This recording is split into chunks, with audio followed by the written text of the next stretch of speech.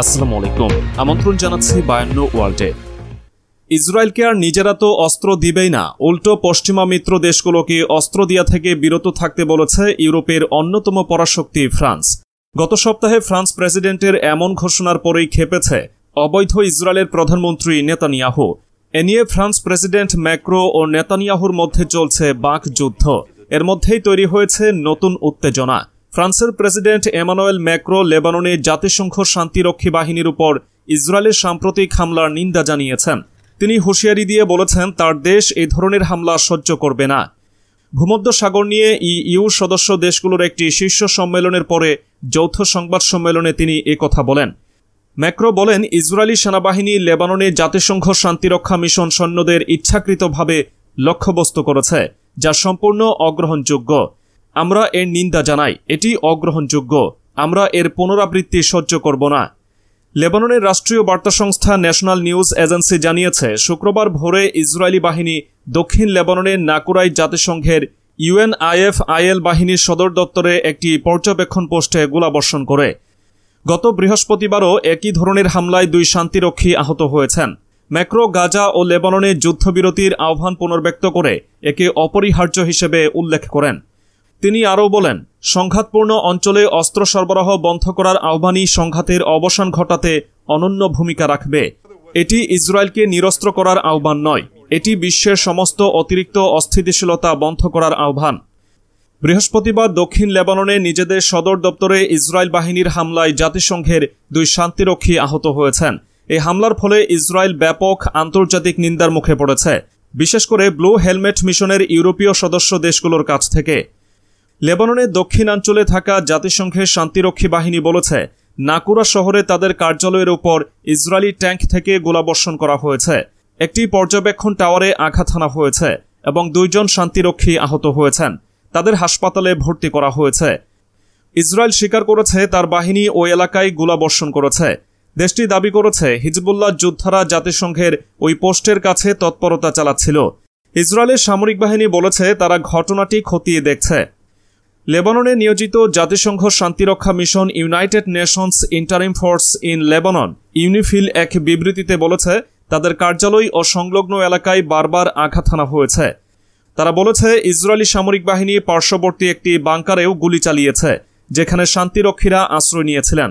এই গোলাবর্ষণের ফলে একাধিক গাড়ি ও যোগাযোগ ব্যবস্থা ক্ষতিগ্রস্ত হয়েছে। তারা আরও বলেছে, বাংকারের প্রবেশপথে ইসরায়েলি ড্রোন উড়তে দেখা গেছে। জাতিসংঘ শান্তিরক্ষা বাহিনীতে সৈন্য পাঠানোর কাজে অন্যতম প্রধান অবদানকারী দেশ ইতালি বলেছে, এই ধরনের কর্মকাণ্ড যুদ্ধাপরাধের পর্যায়ে পড়তে পারে। অন্যদিকে যুক্তরাষ্ট্র বলেছে তারা এই ঘটনায় গভীরভাবে উদ্বিগ্ন। ইন্দোনেশিয়ার জাতিসংঘের রাষ্ট্রদূত হরি প্রাবো বলেছেন, এই ঘটনা স্পষ্টভাবে প্রমাণ করে যে কিভাবে ইসরায়েল নিজেদেরকে আন্তর্জাতিক আইনের ঊর্ধ্বে, দায়মুক্তির ঊর্ধ্বে এবং আমাদের শান্তির যৌথ মূল্যবোধের ঊর্ধ্বে অবস্থান করছে। যুক্তরাষ্ট্র বলেছে, এই ধরনের হামলায় তারা গভীরভাবে উদ্বিগ্ন। হোয়াইট হাউস বলেছে, আমরা বুঝতে পারছি ইসরায়েল হিজবুল্লাহর অবকাঠামো ধ্বংস করার জন্য ব্লু লাইনের কাছে টার্গেটেড অপারেশন চালাচ্ছে, তবে জাতিসংঘ শান্তিরক্ষীদের নিরাপত্তা ও সুরক্ষার জন্য তাদের হুমকি না হওয়াটা খুবই গুরুত্বপূর্ণ।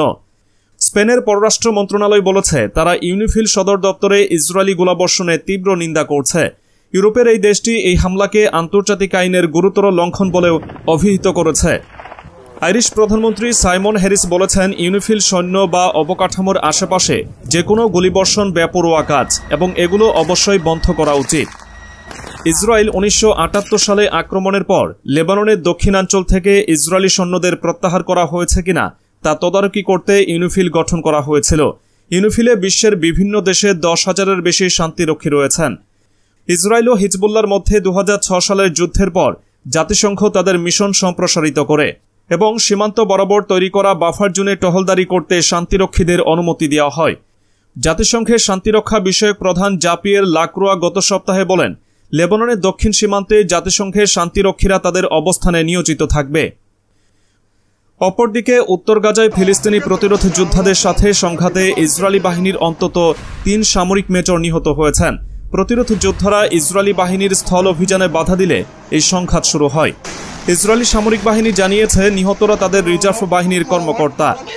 হিব্রু ভাষার একটি সংবাদপত্রে জানানো হয়েছে, জাবালিয়ায় বিস্ফোরক ডিভাইস বিস্ফোরণে এই 3 সেনা কর্মকর্তা প্রাণ হারিয়েছে। 2023 সালের অক্টোবর মাস থেকে এ পর্যন্ত নিজেদের 734 সেনা নিহত হয়েছে বলে স্বীকার করেছে ইসরায়েল। আহত হয়েছে প্রায় 5000 সেনা।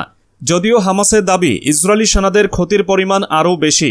তেল আবিব হতাহতের সঠিক পরিমাণ প্রকাশ্যে আনছে না। অপরদিকে 1 ঘন্টার মধ্যে লেবানন থেকে উত্তর ইসরায়েলে 100 রকেট ছুড়েছে হিজবুল্লাহ। 11 অক্টোবর শুক্রবার ইসরায়েলি সামরিক বাহিনী ও হিজবুল্লাহ উভয়ই এই বিষয়টি নিশ্চিত করেছে। এছাড়া শুক্রবার সন্ধ্যায় তেল আবিবের উত্তরে হার্জলিয়ায় একটি ভবনে ড্রোন আঘাত হানে। এতে ভবনটিতে আগুন ধরে যায়। প্রতিবেদনে বলা হয়েছে যে 2টি ড্রোন লেবানন থেকে এসেছিল, একটি বাধা দেওয়া হয়েছিল এবং অন্যটি আঘাত হানতে সক্ষম হয়। আঘাত হানার আগে এই ভিডিওতে দেখা যায় আতঙ্কিত ইহুদিদের উপর দিয়ে উড়ে যাচ্ছে ড্রোনটি। ইসরায়েলি সামরিক বাহিনী জানিয়েছে লেবানন থেকে প্রথম পর্যায়ে 80টি রকেট নিক্ষেপ করা হয়েছে, যার মধ্যে কয়েকটি প্রতিহত করা সম্ভব হয়েছে। তবে কিছু রকেট মাটিতে পড়েছে, যা নির্দেশ করে যে কিছু রকেট ইসরায়েলের বিমান প্রতিরক্ষা ব্যবস্থাকে পাশ কাটিয়ে দেশটিতে আঘাত করেছে। দ্বিতীয় পর্যায়ে আরও 20টি রকেট নিক্ষেপের তথ্য পাওয়া যায়। ইসরায়েলি সেনাবাহিনী তার মধ্যে কয়েকটি রকেট প্রতিহত করার দাবি করেছে। হিজবুল্লাহর বিবৃতিতে বলা হয়, ইসরায়েলি শহর কিরিয়াত শমনা এবং কেফার ইউভালে শত্রু দেশের সৈন্যদের জমায়েতকে নিশানা করে রকেট হামলা করা হয়েছে। এছাড়া সাফেদ শহরেও বড় ধরনের ক্ষেপণাস্ত্র হামলা হয়েছে। অধিকৃত গোলান মালভূমিতে ইসরায়েলি সেনা ব্যারাকের কাছে সৈন্যদের আক্রমণের দাবি জানিয়েছে হিজবুল্লাহ।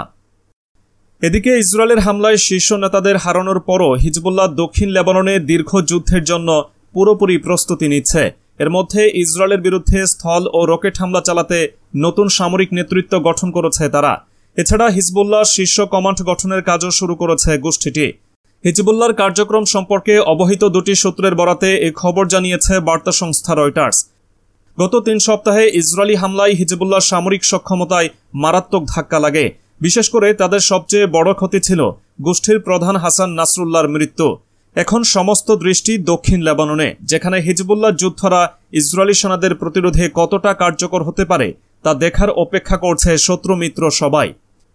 হিজবুল্লাহর এক শীর্ষস্থানীয় কমান্ডার জানিয়েছেন, হাসান নাসরুল্লাহ নিহত হওয়ার 3 দিনের মধ্যে নতুন একটি কমান্ড সেন্টার স্থাপন করা হয়েছে।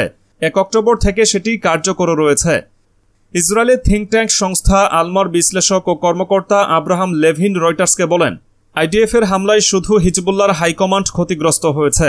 গোষ্ঠীটির অস্ত্র ভাণ্ডার, যুদ্ধবাহিনী ও অন্যান্য সক্ষমতায় কিন্তু এই অভিযানে তেমন প্রভাব পড়েনি। তিনি আরও বলেন, হিজবুল্লাহ খুব ভালো করে জানে যে তাদের যে অস্ত্র ভাণ্ডার ও যুদ্ধবাহিনী রয়েছে তা দিয়ে অনায়াসে তাদের ইসরায়েলের সঙ্গে দীর্ঘদিন যুদ্ধ চালিয়ে যেতে পারবে। ইরান তো তাদের পাশে আছেই, ফলে অস্ত্র গোলাবারুদের সংকট তাদের আপাতত হবে না। এদিকে যুদ্ধ বিধ্বস্ত গাজা উপত্যকার নিয়ন্ত্রণকারী গোষ্ঠী হামাস যদি তার কবজায় থাকা অবশিষ্ট ইসরায়েলি জিম্মিদের মুক্তি দেয়, তাহলে গাজার পাশাপাশি লেবাননেও সামরিক অভিযান বন্ধ করবে ইসরায়েলের প্রতিরক্ষা বাহিনী আইডিএফ। ইসরায়েলের গোয়েন্দা সংস্থা মোসাদ এই শর্ত দিয়েছে। এই ইস্যুতে যুক্তরাষ্ট্রের গোয়েন্দা সংস্থা সিআইএর প্রধান উইলিয়াম বার্নসের সঙ্গে মোসাদ প্রধান ডার্ডি বার্নিয়ার বৈঠকও হয়েছে। সিআইএর একজন উচ্চপদস্থ কর্মকর্তা ইসরায়েলের সংবাদ মাধ্যম ওয়ালা নিউজ এজেন্সিকে নিশ্চিত করেছেন এসব তথ্য। উইলিয়াম বার্নসের সঙ্গে বৈঠকে বার্নিয়া বলেছেন, ইসরায়েল বিশ্বাস করে যে হিজবুল্লাহ, ইরান এবং সম্ভাবাপন্ন অন্যান্য গোষ্ঠী যদি হামাসের বর্তমান শীর্ষ নেতা ইয়াহিয়া সিনোয়ারের উপর চাপ প্রয়োগ করে, কেবল তাহলেই দ্রুততম সময়ের মধ্যে জিম্মিদের মুক্তি সম্ভব।